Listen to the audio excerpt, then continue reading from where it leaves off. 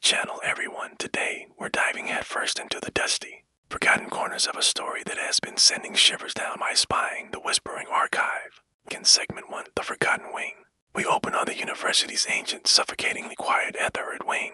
This setting immediately establishes the tone, academic decay hiding deep secrets. Our protagonist, Dr. Elara Vance, a sharp but skeptical historian, is introduced. Review insight. The cinematography makes the dust feel heavy, suggesting that the past is literally weighing down the present. The Keeper of Dust, and let me tell you, the atmosphere in this one is so thick you could cut it with a knife. The story kicks off in the etherid wing of a university archive. I forget any cozy, academic vibes. This place is a cavern of neglect. Imagine endless shelves disappearing into darkness, with the only light coming from a single sharp flashlight beam. The sound design is masterful. It's not quiet. It's a heavy, suffocating stillness that immediately puts you on edge. You just know something is deeply wrong here. This is where we meet our protagonist, Dr. Elara Vance. She's sharp, meticulously dressed, and a hardcore skeptic, the perfect rational mind, to guide us into the madness that is about to unfold. She's on a mission to catalog the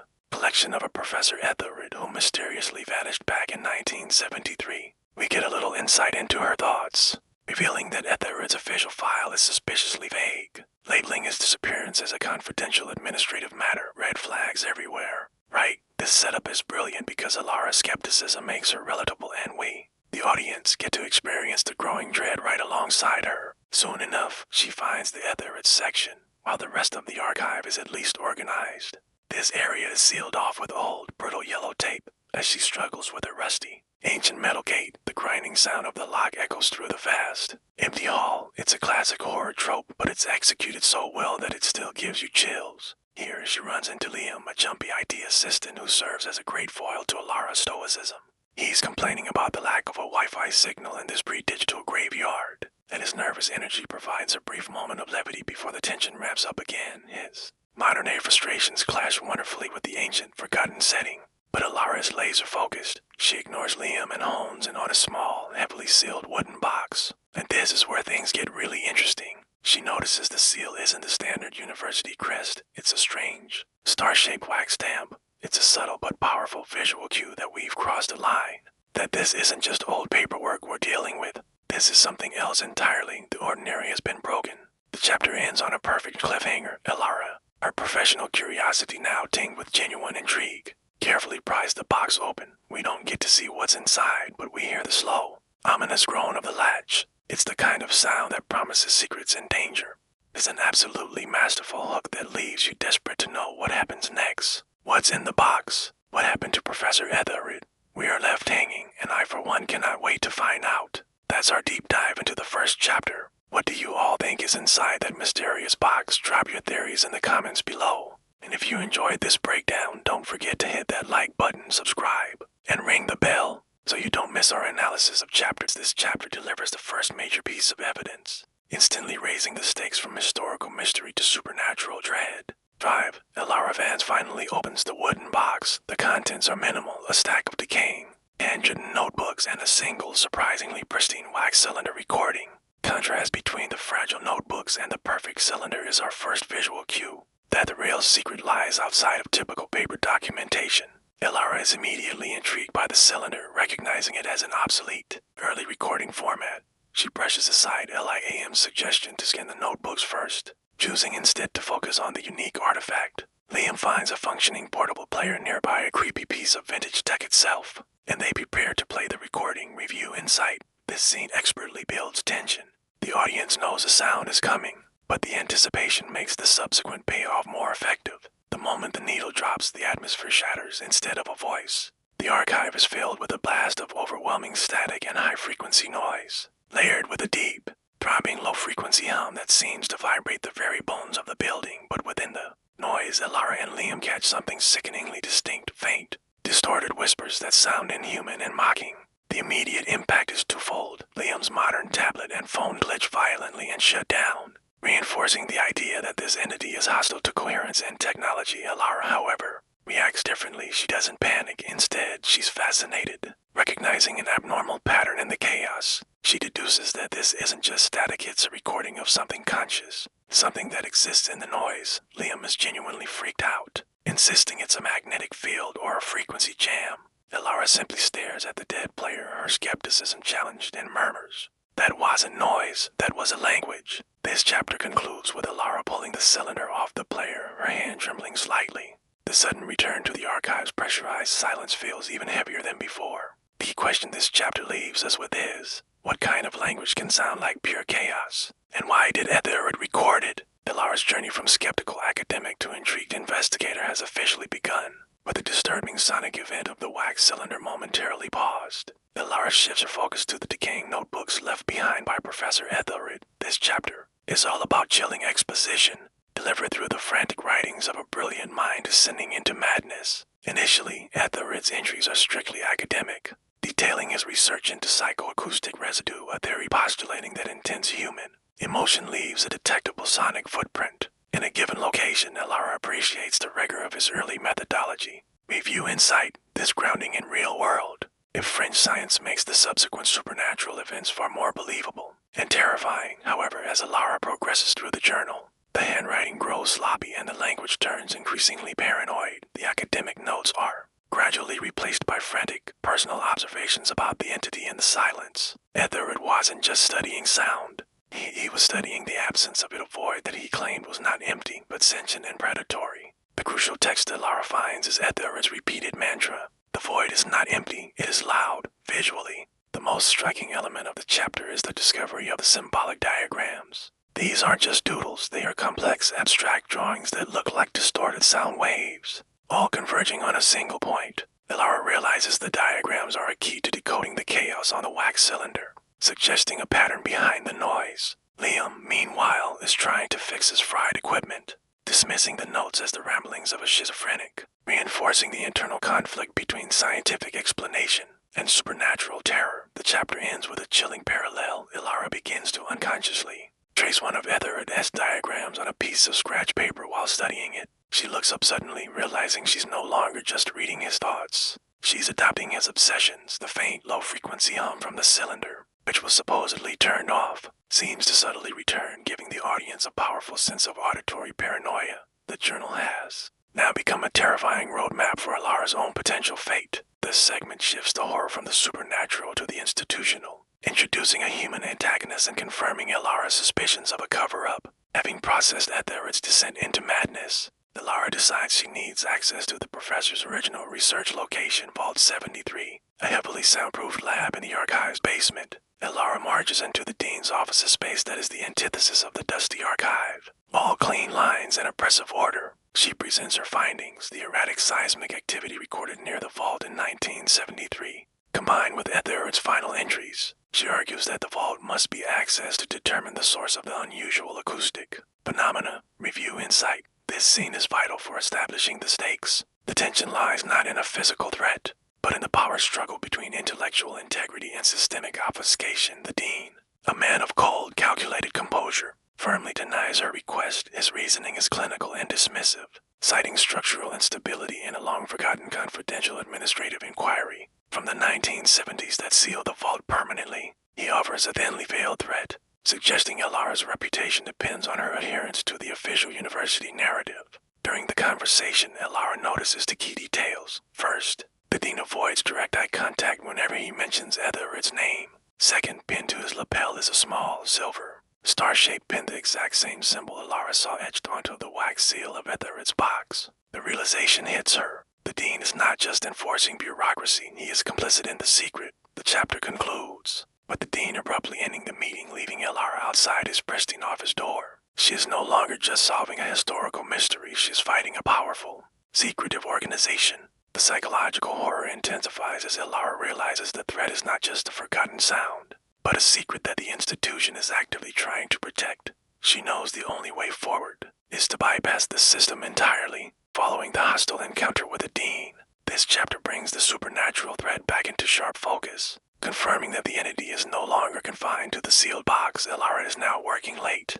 fueled by suspicion and a growing obsession with Ethered's diagrams, has decided to pursue her investigation off the books. The atmosphere in the archive is intensely isolating. Liam has left and Elara is completely alone. She spreads out Ethered's symbolic sketches, trying to overlay them and find a mathematical constant of frequency. The scene uses silence as a weapon. The slightest sound, like the rustle of paper or the creak of the old building, becomes jarring. Then, the auditory horror returns. Elara freezes. She distinctly hears the faint, unique scratching sound of the wax cylinder playing. She glances over at the table where the player sits off and the cylinder is safely stored. The sound is coming from the other side of the sealed wall that separates her current workspace from the Forbidden Vault 73. Review Insight. This is a classic audio violation scare. The entity is using a sound she recognizes and fears, proving it is actively aware of her and her past actions. As Elara stares at the wall, her fear begins to manifest visually. A large, dark shadow suddenly crosses the far end of the hallway,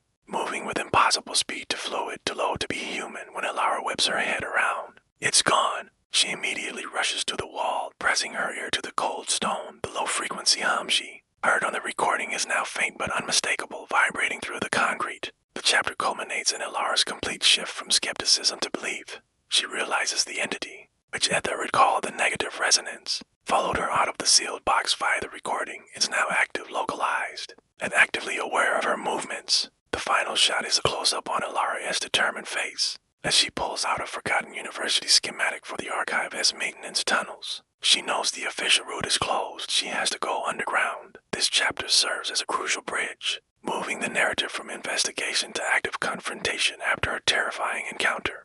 The midnight echoes and the official stonewalling by the dean. Elara knows she can't proceed alone. She needs Liam's technical skills despite his fear. Elara lays out her theory for LIAM back in their temporary archive workspace. She explains that Etheridge's diagrams confirm the entity. The negative resonance is not a ghost but a sentient pocket of entropy, a force that uses low-frequency sound to dismantle memory and amplify despair. She shows Liam the archive's old utility schematics, pointing out a long-forgotten service tunnel that runs directly beneath Vault 73. Review Insight. This sequence is vital for character development. Elara's passionate, rational explanation of an irrational threat solidifies her role as the driving force. Liam's reaction is entirely rational. He protests. He's a tech guy, not a Tomb Raider. He reminds Elara of the electric shock he received and the whispers he heard. He fears the supernatural element, but even more, he fears the institutional repercussions of defying the dean. He embodies the audience's common sense, making Elara's determination stand out even more. Elara counters with a powerful argument. The dean is covering something up, and the entity is now actively targeting them regardless of whether they follow the rules. She appeals not to Liam's courage, but to his curiosity and sense of justice. Liam finally concedes, but with a warning: he'll provide technical support, but if things get truly paranormal, he's out. The chapter ends with the pair gearing up. Liam nervously gathers a handful of basic tools, including a pair of heavy-duty bolt cutters and a small, outdated electronic device he calls a white noise generator. Elara holds the map and Etheridge's journal. The final shot is of them standing at the entrance to the hidden access shaft, a rusty circular grate hidden beneath a loose floor panel. They exchange one final silent, nervous look before Elara lifts the grate, revealing the absolute pitch blackness and the cold air of the tunnels below. Their point of no return is established. This chapter plunges our heroes, Elara and Liam, into a new domain of dread. The sub-basement utility tunnels. The transition from the dusty, static air of the archive to the tunnels is immediate and visceral. The atmosphere is freezing cold and immediately damp, smelling strongly of ozone and metallic decay, a toxic mixture that hints at long-term, unnatural energy consumption. Their descent is harrowing. The shaft is rusted and narrow, forcing them to communicate in strained whispers. The moment they hit the tunnel floor, the environment attacks their senses. The low-frequency hum that was subtle upstairs is now loud and palpable, vibrating through the soles of their shoes and making Elara's teeth ache. Liam's headlamp flickers, and his GPS immediately loses signal, underscoring the entity's ability to disrupt technology and spatial coherence. Review Insight. The direction here uses claustrophobia expertly. The lack of reliable light and the overwhelming cold amplify the audience's sense of helplessness. As they navigate the maze of pipes and forgotten electrical conduits, Elara uses Etheridge's map to pinpoint the location.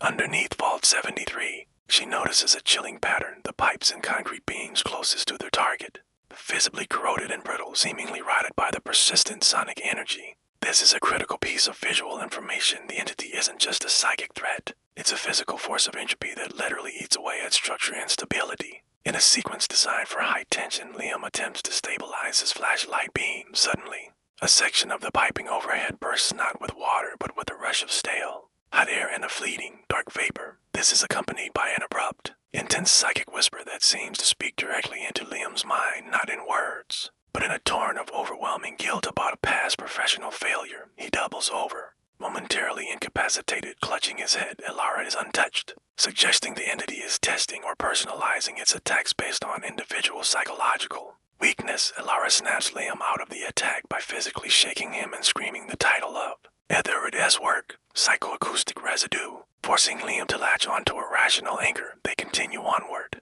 but Liam is now severely shaken, his confidence shattered. The chapter concludes with them rounding a corner and seeing their destination, a wall of concrete at the end of the tunnel that looks strangely different, smooth, new and impossibly thick, confirming that the university's secret society built a second layer of containment decades ago. Their way forward is blocked, demanding a physical solution. The fear is palpable. They've entered the architect's domain. Reaching the new, reinforced concrete wall at the end of the tunnel presents Elara and Liam with a formidable physical obstacle. It's too thick for Liam's bolt cutters, and the continuous low-frequency hum vibrating off the surface makes it clear this wall isn't just structural, it's part of the containment mechanism. Elara theorizes the society built this secondary wall specifically to trap the entity, or, chillingly, to seal off Etherid's catastrophic failure. Liam, however, proves his worth here. He inspects the wall and notices a series of tiny, almost invisible stress fractures around an access plate. He realizes the original Vault 73 floor must have been directly above this point, and the university sealed it hastily. His expertise tells him a small, focused charge not enough to bring down the building, but enough to crack the concrete is their only option. Review Insight. This section utilizes Liam as the practical anchor, giving the audience a clear, non-supernatural plan to focus on amidst the terror. As Liam prepares his technical tools for the breach, Elara spots something tucked into a rusted pipe recess, a decaying plastic-wrapped photograph. It's the same one she saw Mrs. Chen, the disturbed former caretaker, clutching upstairs. The photo shows Mrs. Chen, decades younger, standing proudly next to a smiling, kind-looking Professor Etherid. The picture confirms their professional and likely personal connection, suggesting Mrs. Chen wasn't just a witness, she was an accomplice who endured the entity's chaos. This discovery is immediately followed by a chilling, minor jump-scare. Mrs. Chen herself shambles silently into the light at the other end of the tunnel. She doesn't see them, she's simply dragging her feet along the wall, whispering a repetitive, tuneless lullaby. As she pauses, she looks directly at the reinforced wall and raises a trembling hand, tracing a faint, shimmering star-shaped symbol into the dust, the same symbol Elara saw on the dean's pin in Etherid's box. Elara and Liam remain frozen in the shadows, realizing Mrs. Chen isn't just mad, she is a living scar, forever etched with the entity's sign. Mrs. Chen disappears back into the darkness. The scene ends with Liam sitting his explosive charge on the wall's weak point. The tension is excruciating. They are about to breach a barrier built by a powerful, shadowy society, and they now know that the entity symbol is literally branded onto its human victims. The question is, what price will they pay for breaking the silence? This segment is pure, high-stakes action and suspense. Liam has positioned the focused explosive charge against the reinforced concrete wall. The air is thick with ozone and the unyielding low-frequency hum of the entity's containment field. The pressure is immense, not just from the situation, but from the building's relentless acoustic hostility. Liam's hands shake as he arms the device. He explains to Elara that the blast will be contained, but the sudden sonic disruption will likely enrage the negative resonance. He manages to set up a small digital recorder aimed at the wall, hoping to capture the frequency signature of the breach, a crucial piece of evidence that doubles as a terrifying risk. Review Insight. The film cleverly uses the technical challenge to generate tension. Characters aren't just blowing up a wall, they're attempting a complex acoustic violation. Escalating the entity's eventual response, Elara takes position behind a large, rusted generator. Clutching Etherid's journal, she uses a brief moment of forced calm to recite Etherid as final coherent notes. The only true defense against the void is not silence, but coherence. This becomes her mantra against the impending chaos. The detonation. Liam hits the trigger. Instead of a loud boom, the vault wall reacts with a sharp, blinding white crack of focused force. The sound is instantaneously absorbed, leaving an impossible, momentary vacuum of silence, a terrifying lack of sound that lasts only a fraction of a second. The effect is physically disorienting, causing both Elara and Liam to briefly black out or suffer micro-seizures. When their vision clears, the wall has a jagged, smoking hole in it, but the entity's counter-reaction is instantaneous and brutal. The low hum spikes into a deafening roar, and the air around them seems to solidify into a churning vortex of cold, black static. The shadows detach from the corners of the tunnel and writhe, attempting to coalesce. Liam's recorder melts in his hands, spitting sparks and smoke. Elara shoves Liam toward the hole.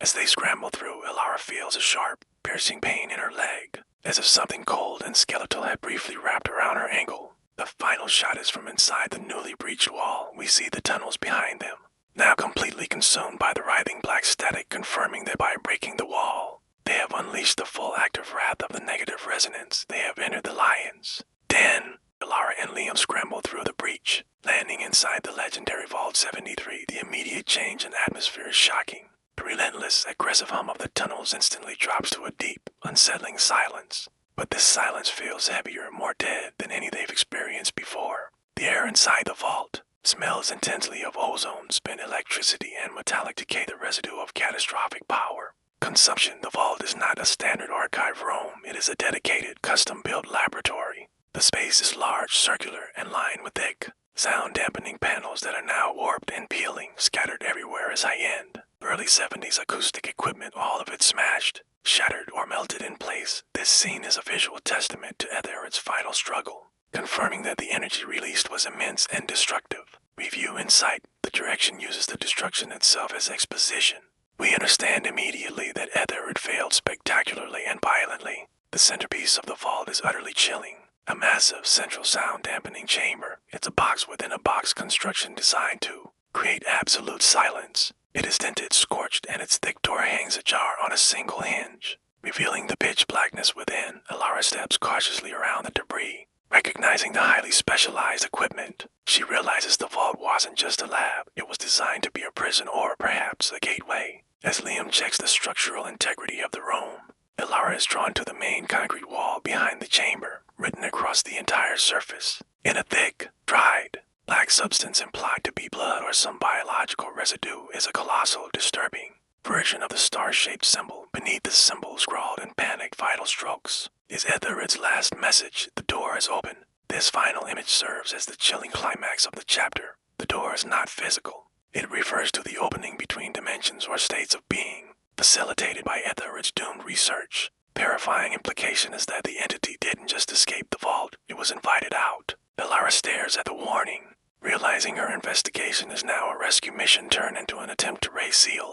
Dimensional break. The revelation of Etherid as final message. The door is open, and the colossal star-shaped symbol hangs heavy in the ozone-scented air of Vault 73. Elara is momentarily stunned, her academic curiosity replaced by a cold dread. The weight of Etherid's madness now feels utterly tangible. She tries to process the implications, realizing the entity isn't just in the archive, it's potentially everywhere. However, her focus is violently interrupted. Liam, who had been quietly trying to get a signal on his emergency comms, suddenly drops to his knees with a guttural gasp. His eyes roll back and his body begins to convulse in silent agony. There's no external sound, no visible force, but the effect is devastating. He's caught in a purely psychic attack. Review insight. This scene is effective because the horror is internal. The audience sees Liam's torment without necessarily understanding it, making it more unnerving than a physical threat. Elara frantically tries to help him, yelling his name, but Liam is unresponsive instead. A chilling, whispering cacophony begins to resonate solely within Elara's mind, not through her ears, but directly into her thoughts. The whispers are disjointed, fragmented phrases, clearly directed at Liam, but Elara perceives them as a torrent of his deepest regrets, failure. Not good enough, worthless. The entity is projecting Liam's own fears, amplified to a paralyzing degree. Unexpected discovery. Amidst Liam's silent breakdown, Elara notices a hidden panel on the inner wall of the central sound-dampening chamber, now revealed by the surrounding destruction. Inside, she finds not wires, but a series of thick, organic-looking tubes, pulsating faintly with a dim, violet light connecting to what looks like a sophisticated, yet terrifyingly crude, bioelectric condenser. Etherid wasn't just working with sound, he was experimenting with life, energy itself to power his experiments, or perhaps the entity. This adds a disturbing layer of biological horror to the psychoacoustic terror. As Liam's eyes begin to glaze over, nearing a catatonic state, Elara understands the entity's method. It doesn't use sound to attack, but to manipulate the space between coherent thought, the silence, where despair can fester. She knows she needs to create a counter-frequency, not of sound, but of coherence. She screams Liam's name again, not out of panic, but as a deliberate attempt to break the cycle of despair. She forces her own positive memories and shared experiences with Liam, into the psychic space, desperately trying to give him an anchor in reality. The struggle is purely mental, a terrifying fight for Liam's sanity. The chapter ends on a cliffhanger. Liam's body twitches and a single tear rolls down his cheek, but his eyes remain unfocused. The violet tubes in the hidden panel pulse brighter, indicating the entity is actively feeding on his despair. Elara realizes she must not only save Liam, but also understand this new, disturbing discovery of bioenergetic manipulation. Before they both become permanent residents of Etheridge's grotesque lab, Elara successfully anchors Liam back to reality, pulling him from the brink of catatonia by sheer force of will. But the psychological assault leaves him weak and bleeding from the nose of physical manifestation of the psychic trauma. With Liam slowly recovering, Elara turns her full attention to the horrific new element discovered, the bioelectric condenser, attached to the sound-dampening chamber via those pulsing organic tubes. This is the chapter where Elara finally synthesizes all of Etheridge's fragmented notes and observations. She realizes Etheridge's initial theory about psychoacoustic residue was terrifyingly literal. The negative resonance is not just an amplifier of despair. It is an active predator that requires a constant, high-energy input of human mental suffering to sustain its presence in our dimension. Review Insight. This revelation expertly shifts the entity from a vague ghost to a specific, high-concept parasitic threat, greatly deepening the film's lore. Elara determines that the sound-dampening chamber was not a prison for the entity, but a focusing mechanism. Etheridge was using human subjects, likely the students who vanished or committed suicide, to generate intense despair. The entity's sonic frequency would strip away their coherent thought, their memory, and hope, and the bioelectric condenser would then harvest that raw emotional energy or entropy, sustaining the creature and allowing it to open the door further. The star-shaped symbol is not a logo, it's a power conduit diagram. While Elara is absorbed in this horrifying technical analysis, Liam points out another detail, the smell in the vault. He realizes the metallic decay and ozone odor isn't from burnt electronics. It's the smell of rapid cellular decomposition, confirming the organic matter in the tubes is directly linked to the entity's feeding cycle. The chapter culminates in a sickening discovery. Elara notices that the thick, dry black substance Etheridge used to write his final message, the door is open, on the wall, has the same viscous texture as the residue in the organic tubes. The implication is sickening. Etheridge wasn't just absorbed by the entity. He became the entity's final voluntary source of energy after realizing his monumental failure. Leaving his own processed remains as a grim warning. The horror of the vault now fully transitions from a mysterious lab to a grotesque abattoir of the mind, just as Elara finishes synthesizing the horrifying truth about the negative resonance that it feeds on human despair channeled through the bioelectric condenser. A new, immediate threat emerges. The quiet tension inside Vault 73 is shattered by a subtle but distinct metallic clink from the access tunnels. The sound is far too calculated and deliberate to be the wandering Mrs. Chen or residual debris. Elara and Liam exchange a look of frozen terror. They realize the explosive breach in Chapter 9, while necessary, has acted as a beacon. The university's secret society, led by the dean, has been alerted. This moment is a crucial pivot. The horror shifts from fighting an invisible psychic entity to fighting organized, ruthless human antagonists. Review Insight. The introduction of the human hunter significantly raises the narrative velocity. The entity is the monster, but the dean's society is the mechanism of the nightmare. Liam uses his last functioning piece of equipment, a simple, motion-sensitive proximity sensor, to confirm their dread. It registers multiple heat signatures moving with cold, synchronized efficiency through the tunnels. They are armed, organized, and moving fast toward the breach. Elara grabs Etheridge's remaining notes and the counter-harmonic device component, introduced in Chapter 8, realizing the vault is no longer a research site but a trap. They have precious little time to formulate a defense, or more realistically, an escape. Elara understands that the society isn't coming to investigate. They're coming to silence the intruders and possibly re-engage the amplifier to feed the entity. As the sounds of heavy boots echoing in the tunnel grow louder, Elara notices a tiny, almost hidden ventilation shaft near the ceiling of the vault. It's a desperate long shot, but it represents their only chance to bypass the dean's forces. The chapter ends with Liam scrambling to secure a makeshift climbing rope from the rubble, while Elara stares at the star-shaped symbol painted in dried biological matter on the wall. She knows the symbol is a warning, and she realizes with cold certainty the dean's people don't just worship the entity. They are its loyal keepers, maintaining the slaughter for their own twisted pursuit of pure knowledge. The game of cat and mouse has begun, and the vault is their cage. The clock is ticking. The heavy footsteps of the dean as security detail are growing deafeningly loud in the tunnels outside the breach. Alara and Liam have only one option, the hidden ventilation shaft high on the wall. A desperate gamble that exchanges one form of claustrophobia for another. The sequence is a masterclass in controlled chaos, Liam quickly improvising. Uses lengths of heavy-gauge cable salvaged from Etherid's equipment to create a makeshift climbing harness. He boosts Alara up first, her small frame barely squeezing into the tight, square opening.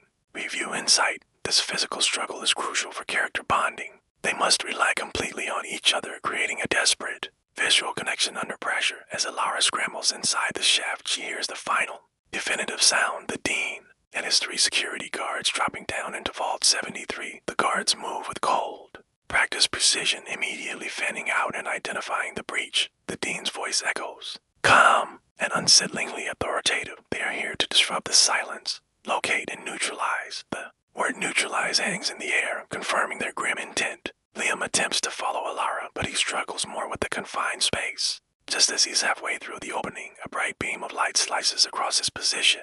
He hears a guard shout, and a small, focused projectile, likely a high-impact, non-lethal round, slams into the concrete right beside him. Liam cries out, adrenaline forcing him the rest of the way into the darkness of the vent. Inside the tight metal conduit, they are plunged into absolute darkness. Relying on the faint light from Alara's phone, the chase is purely auditory. They can hear the guards' methodical footsteps and controlled breathing directly beneath them, accompanied by the low, constant hum of the entity now pulsating through the entire structure. Alara realizes the vents are acting as an acoustic amplifier, meaning the negative resonance is following their every move. Its whispers now subtly mix with the chilling sounds of their human pursuers. The chapter concludes with Alara whispering to Liam, quiet, we're trapped between the thing we can't see and the people who worship it. Their escape has only led them deeper into the labyrinth of the university's conspiracy, trapped inside the narrow, dark ventilation shaft directly above the Rowan Vault 73. Alara and Liam are forced into terrified silence. Constant low hum of the negative resonance is their only steady companion, now mixed with the chilling sounds of their human hunters below. The vent acts as an acoustic pipe, amplifying the voices of the Dean and the guards. This section is all about gathering critical intelligence. The Dean is clearly in charge, and his demeanor is entirely different from the polite bureaucrat Alara met earlier. His voice is cold, calm, and steeped in fanaticism. He instructs his guards, who he refers to as custodians, to secure the remaining bioelectric condenser components, revealing that the star-shaped symbol is actually the key to the Great Silence, a symbol of their collective devotion to the entity. Review insight. The shift in the Dean's personality from professional to cult leader is expertly handled, immediately cementing him as a terrifying true believer. Alara and Liam listen. As the Dean gives a frightening update on the negative resonance, he expresses disappointment that the intruders destroyed the initial barrier, but notes that the entity's power has actually increased due to the chaotic expenditure of energy. Confirming its entropic nature, he reveals their ultimate objective. They have prepared a separate, external amplifier site and are currently transporting the necessary components to it. Their goal is no longer just local feeding, it's a global broadcast of the despair frequency. Liam quickly realizes the immense danger. He whispers to Alara that if the entity's frequency is broadcast globally, it wouldn't just cause localized madness, it would potentially cause a simultaneous mass psychic collapse, resulting in a worldwide harvest of despair. The stakes are instantly raised from personal survival to preventing a global catastrophe. As the chapter ends, the Dean's voice fades slightly as he leads the custodians out of the vault, presumably to secure the rest of the archive for component retrieval. Alara and Liam realize they can simply escape the building now. They must find out where the amplification site is located and stop the broadcast before the ritual begins. The escape from the vault has led them directly into a race against the end of the world. The immediate threat is gone, but the air is still thick with dread. Alara and Liam have just escaped through the vents, and now they're creeping through the maintenance corridors of the archive. Every shadow feels like a threat. Every sound could be the Dean and his custodians returning. The clock is ticking, and the fate of the world rests on them finding the global amplification site before it is too late. Just as the pressure becomes unbearable, Alara remembers Etherid. He was lost to madness. Yes, but he was also brilliant. She pulls his final, thickest journal from her bag. This one is different. It's not a mess of frantic thoughts. It's a ledger of numbers, of geographical coordinates, all meticulously recorded. It's a puzzle, a final message from a man who knew he was doomed. Liam, though still reeling from the psychic attack he endured, feels a surge of adrenaline. His mind, sharp as ever, latches onto the patterns, These aren't just random numbers. He recognizes the structure immediately. It's a complex substitution cipher. Its logic built around the geometry of that haunting, star-shaped symbol, the very symbol the Dean called the key to the Great Silence. This is where the chapter truly shines. It shifts from pure supernatural horror into a frantic intellectual thriller. Imagine the scene, Alara and Liam huddled together, the constant low hum of the negative resonance vibrating through the pipes around them. A systemic pulse of impending doom. They have to solve this puzzle, and they have to do it now. It's a race against time, a battle of wits against a dead man's code with the world as the prize. They divide the labor. Liam, the mathematician, focuses on cracking the substitution key, unraveling the cipher's intricate layers. Alara, the archivist, works on the coordinates, cross-referencing and mapping the decoded data. As they work, a heartbreaking realization dawns on them. Ethered wasn't just chronicling his descent into madness. He was leaving a trail. He was documenting his failure in a way that would guarantee his successor's success. It's a moment of profound sadness and respect for a man who, even in his darkest moments, fought to give humanity a fighting chance. And then, they have it. The code breaks. The final pieces click into place. The coordinates don't point to some ancient ruin or a remote, forgotten temple. The destination is shockingly close, terrifyingly mundane. It's a university research facility. Just a few miles off campus, a place known for its massive electrical grid and deep bore seismic research. It's the perfect place to amplify a signal across the entire planet. The amplification site. The Dean is so close. The chapter ends with a definitive snap. Alara closes the journal, her face set like stone. The time for research is over. The time for hiding in dusty archives is done. They know where they have to go, but getting off a lockdown campus and breaking into a high-security research facility, that's a whole new game. Alara and Liam are no longer just scholars. To save the world, they'll have to become thieves, infiltrators, and saboteurs. The mission has just entered its most dangerous phase. What an incredible chapter, setting the stage for an explosive confrontation. With the coordinates for the amplification site secured, Alara and Liam face the immediate, daunting challenge of escaping the university campus, which is transformed into a high-security fortress since Ethered's time. They move away from the maintenance tunnels and into the university's main service areas, navigating the campus's modern security systems while still being within earshot of the oppressive, vibrating hum of the negative resonance. This segment is a tense cat and mouse sequence, highlighting the institutional power of the Dean's society. Every exit is monitored by cameras that Liam, even with his limited resources, cannot bypass without triggering a full lockdown. They realize the security protocols aren't just for protecting assets. They're designed to contain secrets and control internal movements. Review Insight. This sequence effectively utilizes the architecture of the university itself. As the silent, intelligent antagonist constantly threatening to betray them, Alara, drawing on her historical knowledge, remembers an obscure reference in a decades-old campus facilities manual about a disused drainage culvert near the chemistry labs intended to bypass a specific geological fault line. It's a risk. The culvert might be flooded, collapsed, or monitored, but it's their only chance to slip outside the main security perimeter. Their journey through the surface corridors is punctuated by near misses. They hide in a darkened boiler room just as a pair of custodian security guards sweep the area, their faces cold and focused. Custodians wear their silver star pins prominently, acting as a constant visual reminder of the fanatical enemy during the close encounter. Liam has a momentary, sickening flash of the psychic despair from the entity, realizing the custodians are likely shielded by the pins but are constantly bathed in the entity's influence. They eventually locate the drainage culvert, a rusted, barely visible grate. Liam uses the last of his salvaged tools to pry it open. They slip out into the cold night air, landing near a dense thicket of bushes just outside the main campus wall. They're free of the immediate archive threat, but now face the vast, interconnected world where the amplification site and the Dean's final ritual await. The sense of isolation is profound. They have the truth, but they are fugitives racing against a conspiracy backed by immense power and an ancient evil. Alara and Liam are finally off campus, but their relief is fleeting. They are exposed, running on adrenaline and acutely aware that the Dean's network is far-reaching.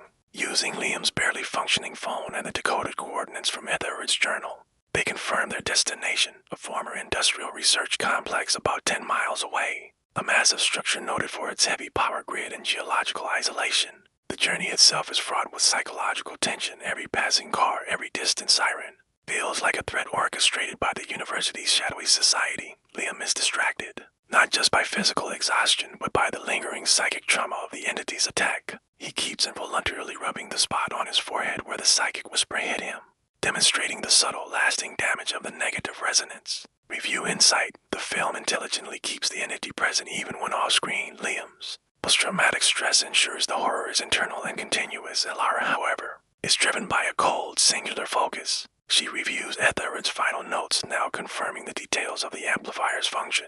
The device is designed to find the natural harmonic frequency of collective human consciousness, and then overlay it with the entity's entropic despair frequency. The broadcast isn't meant to kill people instantly, but to cause a global, self-inflicted psychological collapse, creating the ultimate simultaneous despair harvest. As they finally reach a high vantage point overlooking the industrial complex, the scale of the operation becomes terrifyingly clear. The compound is vast, surrounded by high fences and guarded not by standard campus security, but by heavily armed personnel. More disturbingly, the entire area is bathed in a distinct, flickering violet light emanating from the main building, the same ominous color Elara saw, pulsating from the bioelectric condenser tubes in Vault 73. The final realization of the chapter is the time constraint. Liam manages to hack into a local traffic camera feed and intercepts a coded university transmission.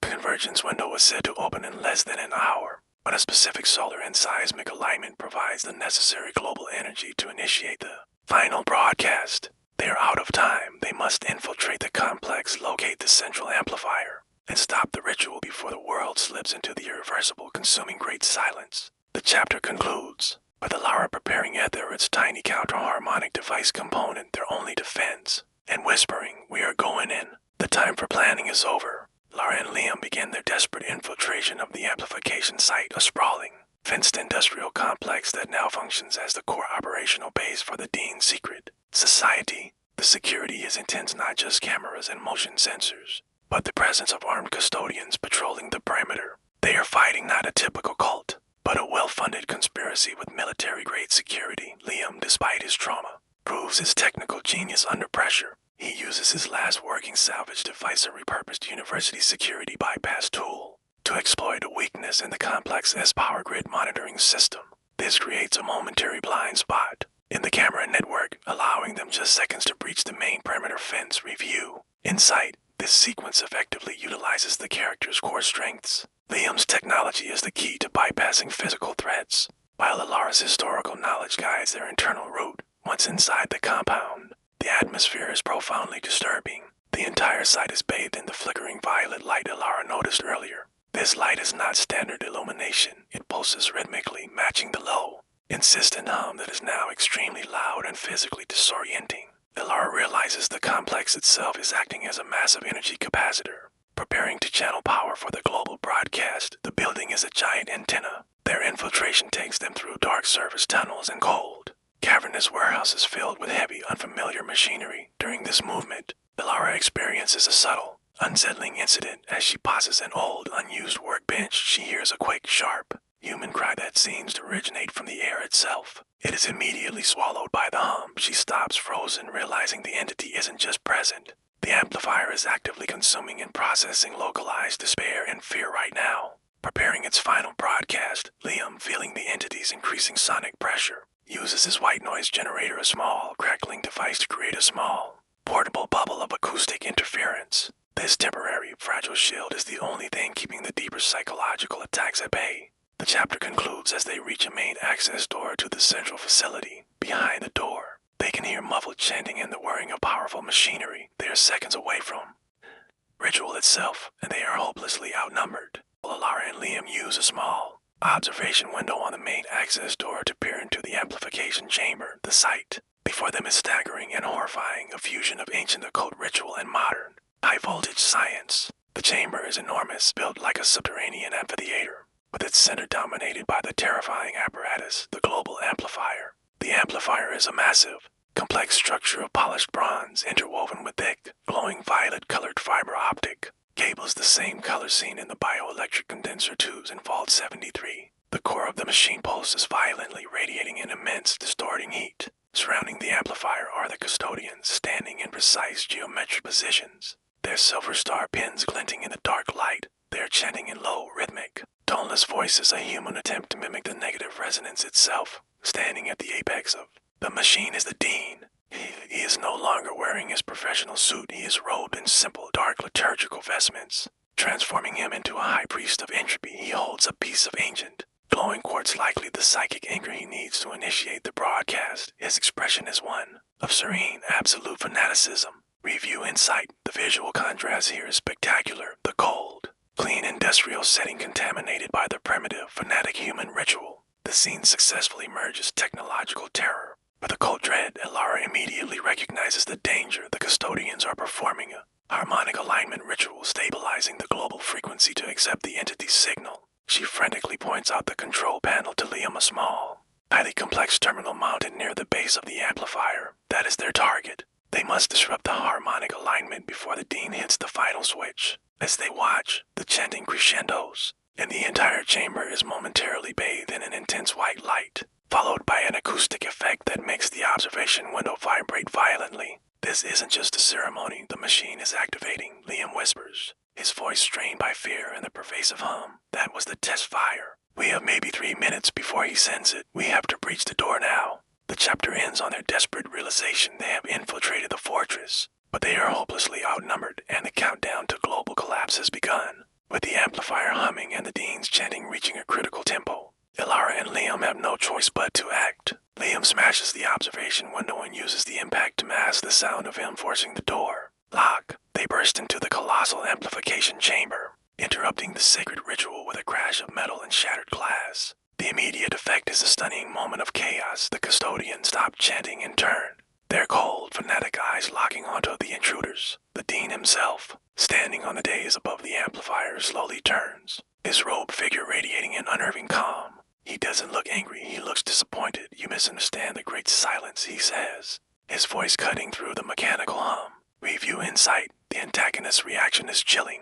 Their lack of panic suggests their faith in the entity's protection is absolute, making them far more terrifying than typical henchmen. Elara, driven by adrenaline, doesn't hesitate. She screams for Liam to get to the control panel. While she launches herself at the nearest custodian. This is a visceral departure from the earlier psychological horror. Elara, despite her lack of training, fights with desperate ferocity, using the heavy debris of the room, a broken equipment rack, a severed cable as improvised weapons. The custodians, though trained, are briefly taken aback by her reckless aggression. Liam, meanwhile, is sprinting toward the control panel at the base of the massive machine. As he runs, the negative resonance unleashes a targeted sonic spike that doesn't just assault his mind, but physically impacts his body. He stumbles, clutching his ears, his vision swimming with flashes of black static. He realizes the closer he gets to the amplifier, the more the entity can localize and weaponize its frequency against him. Elara's fight is brutal. She realizes the custodian is abnormally strong.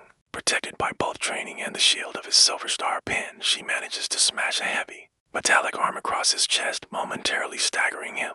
This small physical victory buys Liam the seconds he needs to reach the glowing terminal.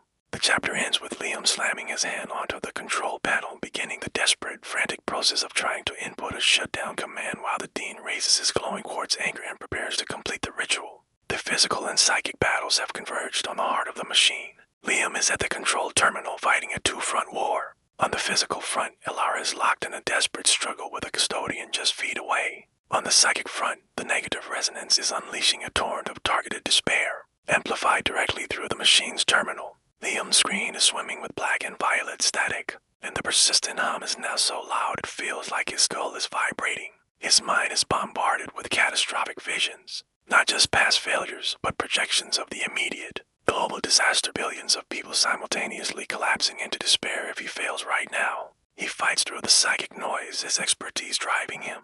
He realizes a simple off switch won't work. The system is programmed with multiple fail-safes. His only hope is to introduce a frequency anomaly, a glitch, will corrupt the data needed for the harmonic alignment. Review insight. This sequence capitalizes on Liam's identity as a tech whiz. His weapon is not brawn, but code and logic, turning the horror into a tense, intellectual sabotage mission. As Liam frantically types, the Dean finally breaks away from his ritual focus, observing Liam's work with icy contempt. He doesn't rush, confident in the system's security.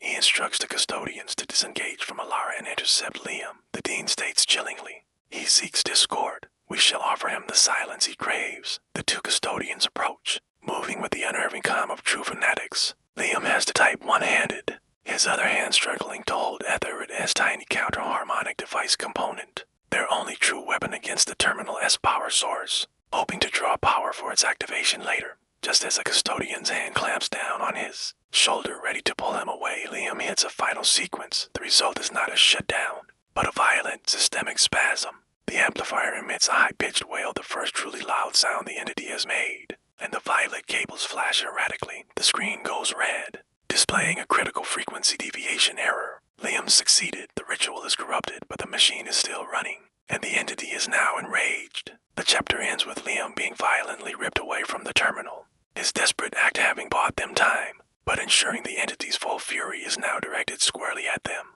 The amplification chamber is now a battleground of steel, flesh, and psychic noise. Liam has been pulled violently away from the terminal, his sabotage successful, but his body now subject to the full physical assault of the two custodians. He struggles, but their strength, augmented by fanaticism and their protective silver pins, is overwhelming. Meanwhile, Ilara is locked in a fierce struggle with her own custodian. She uses the chaos of the chamber to her advantage, recognizing that their devotion to the ritual makes them predictable. She fights dirty, focusing on joint locks and vital points, driven by the knowledge that they are the only thing standing between the entity and the world. Review Insight. Ilara's fight scenes are vital. They show her evolution from academic to warrior, demonstrating that knowledge is her ultimate weapon even in a physical conflict. During a brief break in the scuffle, Ilara spots the small, metallic glint of ether, its counter-harmonic device component. It slipped from Liam's grasp and lies precariously near the base of the massive amplifier. This tiny piece of tech is their only chance to truly neutralize the negative resonance.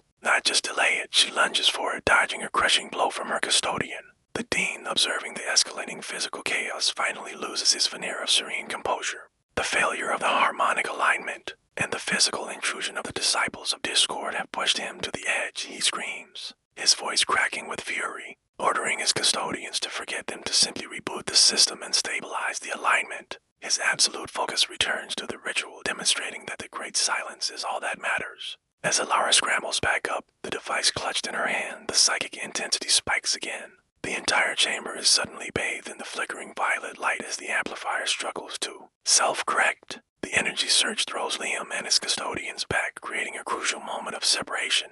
Ilara is left standing next to the enormous machine, holding the small, potent key to its destruction. She realizes she needs a moment of absolute focus to integrate the counter-harmonic device. But the Dean is now descending the days, his eyes blazing with murderous intent. The climax of the human conflict is upon us. Ilara stands at the base of the colossal amplifier, clutching at its counter-harmonic device, the tiny key to neutralizing the world-ending machine. Confronting her is the Dean, who has fully shed his scholarly facade. Now a furious zealot draped in dark robes, his eyes fixed on the component burn with pure, terrifying conviction.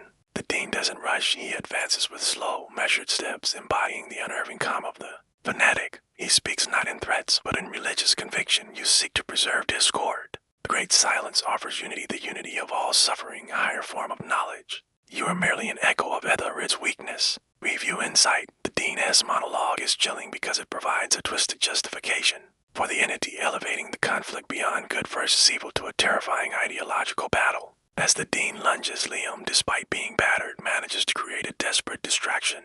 He grabs a heavy piece of fallen acoustic equipment and hurls it across the chamber, slamming it into the main power conduit of the amplifier. The resulting shower of sparks and electrical feedback sends a secondary surge of static interference through the entire chamber, momentarily overwhelming the Dean's focus and causing his silver pin to flash erratically. This buys Ilara a precious few seconds. She uses the distraction to desperately find the correct port on the massive machine.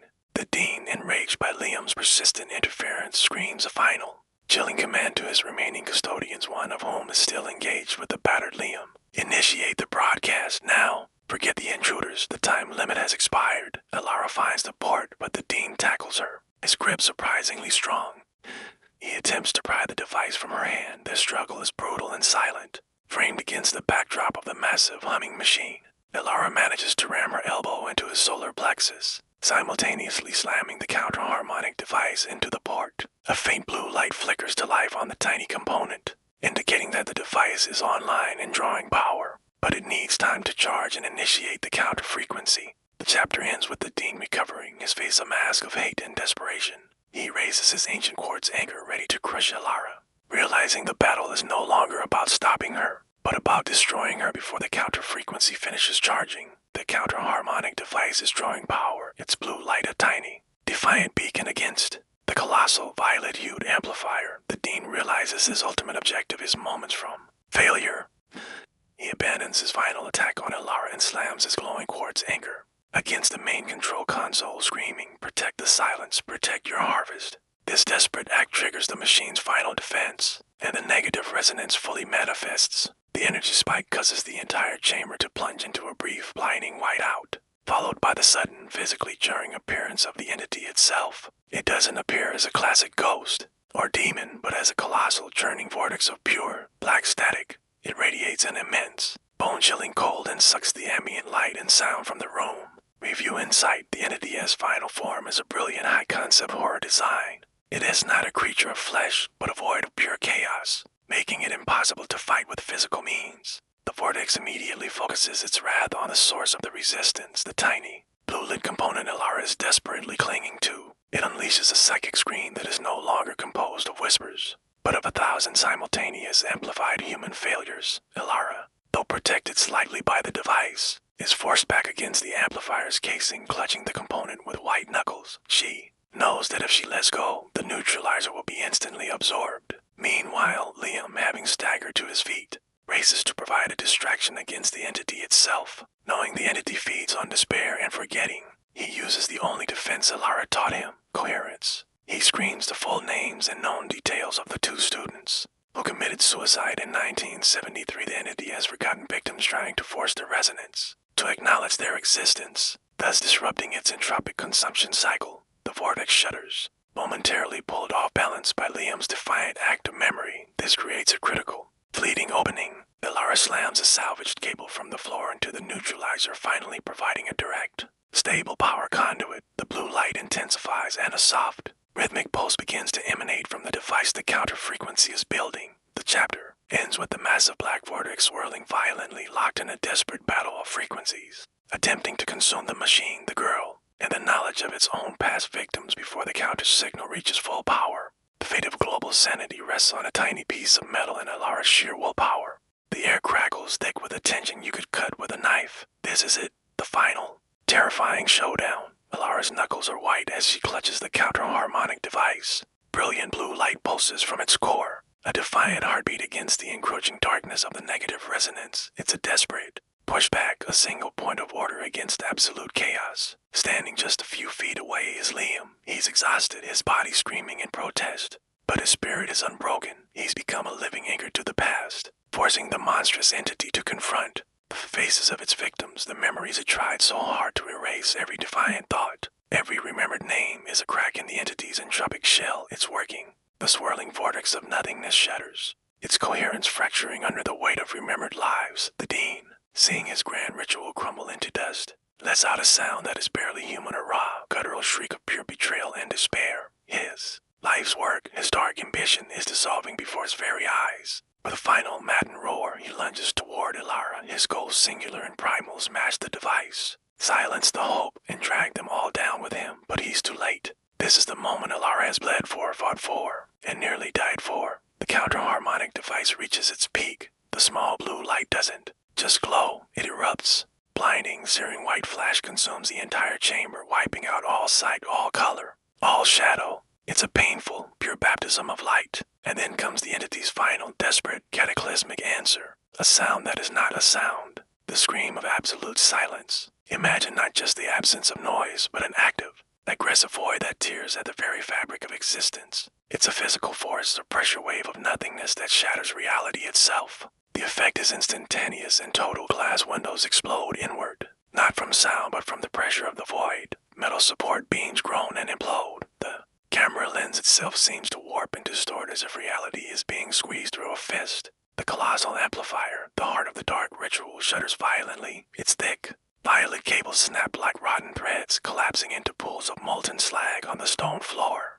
The great, churning black vortex of the negative resonance, the monster they fought so hard against, doesn't just fade, it implodes. It shrinks in on itself with shocking speed, collapsing into a single, infinitesimal point before vanishing completely. All that remains is an intense, biting cold that seeps into their bones. When the light finally recedes and the impossible shockwave dissipates, the chamber is a scene of utter devastation. Lara and Liam are slumped against the far wall, thrown there like rag dolls. They're battered, bruised, and bleeding, but they're breathing, they're alive. Of the Dean and his remaining custodians, there is nothing, not bodies, not even ash. They are simply gone, utterly obliterated or absorbed by the residual entropic energy of their own failed creation. The only evidence they were ever here are the small, melted puddles of silver where their pins used to be. The ritual is broken. The amplifier is destroyed. The entity is gone. Slowly and painfully, Alara pushes herself to her feet. The counter-harmonic device in her hand is now just a piece of cold, inert metal. The silence that fills the hall now is different. It's not the oppressive, humming silence of the entity. This is a clean, profound emptiness. It's the sound of true peace. She looks over at Liam. He's staring, wide-eyed and trembling, at the empty space where the vortex had been. They survived. They won, but the look on his face shows the deep, psychological scars that this victory has carved into their souls. Then, Elara looks down at her own left hand. There, etched into her skin, is a faint, shimmering scar. The star-shaped symbol, the key to the great silence, is now a permanent part of her. A chilling, beautiful souvenir of their impossible victory and a constant reminder of the day they stared into the abyss and screamed right back. Thank you so much for joining me on this chapter. If you felt that tension, don't forget to hit that like button and subscribe so you don't miss what comes next.